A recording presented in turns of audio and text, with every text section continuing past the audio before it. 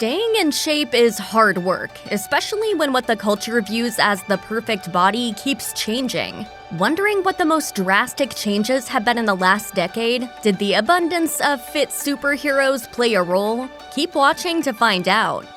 As if women weren't putting enough pressure on themselves to maintain a slender figure, men were placed in pretty much the same situation in 2010. Yes, thin was very much in at the beginning of the decade. According to The Guardian, an estimated 25% of men were suffering from an eating disorder that year, compared to 10% of men in 1990. David Gandy, a successful and muscular model, admitted that he was having trouble getting gigs around the start of the decade, explaining to The Guardian, "No one wanted the big guys. It was all the skinny, androgynous look. People would look at me very strangely when I went to castings." But this trend didn't last long into the new decade.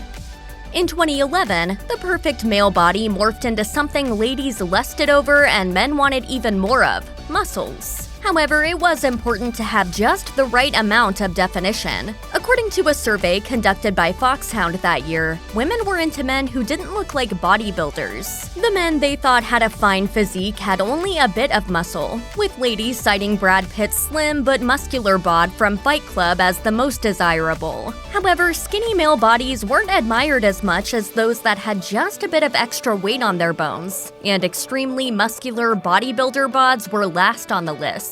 To really get a feel for what the perfect body type was in 2011, we can look to who was named People's Sexiest Man Alive that year, Bradley Cooper. He was even quoted as saying, "I think it's really cool that a guy who doesn't look like a model can have this title. It's nice of Bradley to be humble, but he isn't exactly an average-looking guy either." Thanks, babe. A clean-shaven face had long been popular to complement the perfect male body, and we can thank Mad Men star Jon Hamm for keeping the clean-cut look alive in the mid-aughts. However, in 2011, the actor debuted a bit of stubble at the annual Emmy Awards, and more men began following suit. Women everywhere seemed to agree that a man looked best with some scruff. A later study published in the Journal of Evolutionary Biology found that stubble was considered much more attractive than both beards and clean-shaven faces.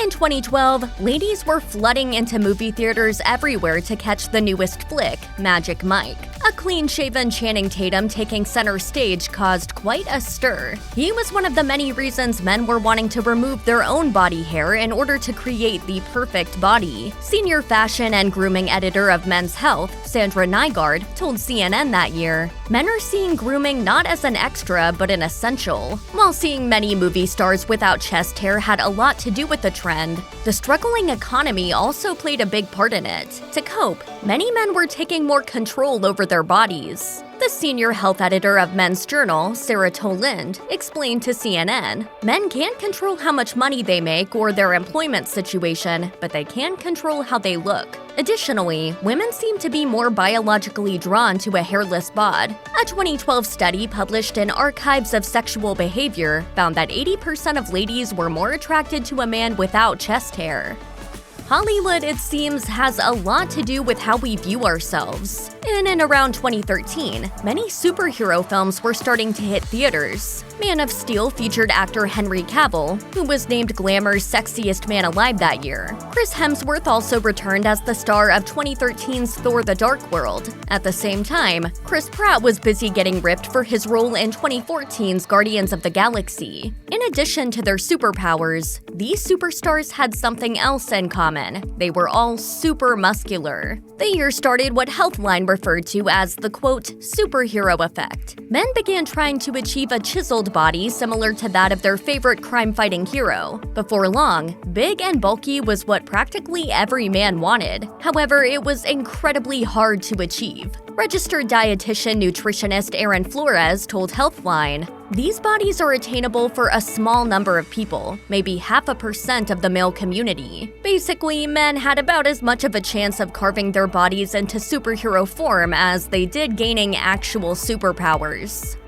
While many men were looking to grow their muscles, plenty of others were also looking to grow their hair. Yes, 2014 was the year of the man bun. The popular do, referred to by Vice as this generation's mullet, had people talking. While men were usually known for having shorter cuts, quite a few were taking it upon themselves to rock longer locks. Chris Hemsworth, who was already leading the superhero bod trend, was also dubbed the inventor of the man bun by Women's Health. London barber Carmelo Guastella explained to GQ, "For men, buns are generally more a matter of commodity, a way of keeping hair out of your face. If you look at Jared Leto, you can see that this kind of style can make guys look quite macho." While the hair tie may seem more feminine than manly at first glance, there are historical roots to this twist on the classic top knot. Samurai, who have always been known for their strength and agility, sported buns quite often way back when.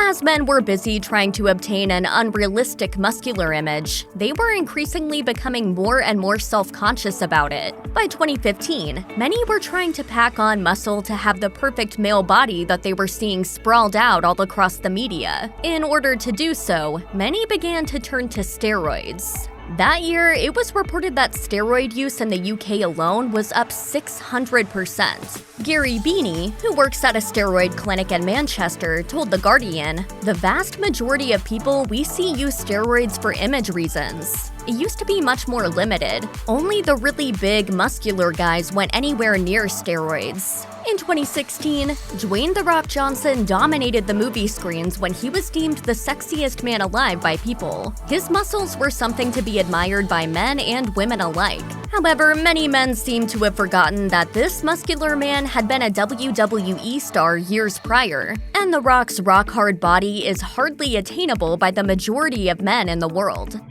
Feeling pretty healthy.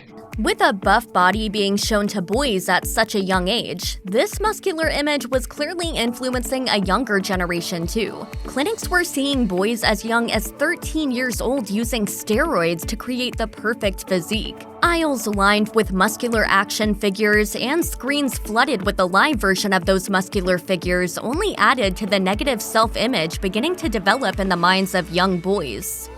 In 2017, a survey conducted by Forza Industries set out to see exactly what men looked like. It turns out 4 out of every 10 men that year had bodies that were classified as rectangles. Like heartthrobs Harry Styles and David Beckham, these men had a very flat and straight-lined silhouette. With a majority of men already flaunting this perfect male body, the look was a much easier one to achieve. The second most popular body type was what the survey called ovals. About a quarter of men were categorized as an oval for having an even amount of fat throughout their torsos. The survey surmised, the explosion in obesity levels suggests that increasing numbers of men will become ovals over the next decade. Women no longer believed you needed a six-pack to be sexy either. That year, People's Sexiest Man Alive was country star Blake Shelton, who admitted to the publication that he was surprised to even be nominated. He said, "Y'all must be running out of people. Like, wow, we're down to somebody who is somewhat symmetrical."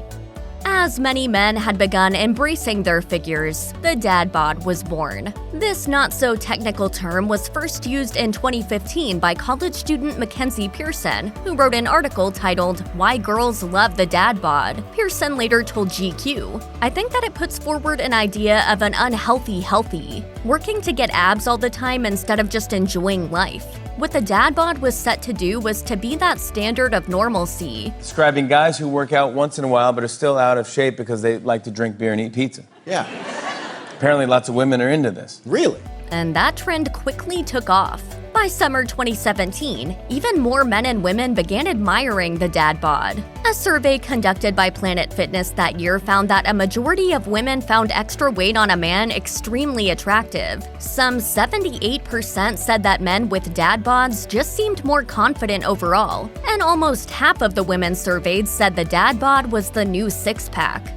In 2018, movies were still influencing what it meant to have the perfect male body. Superhero films like Aquaman and Avengers Infinity War had just hit theaters. Even though many men weren't able to develop the same six-packs they saw on screen, they still chose to hit the gym. Many then began showing off their bodies on social media. The number of likes were beginning to influence how men felt about their looks too.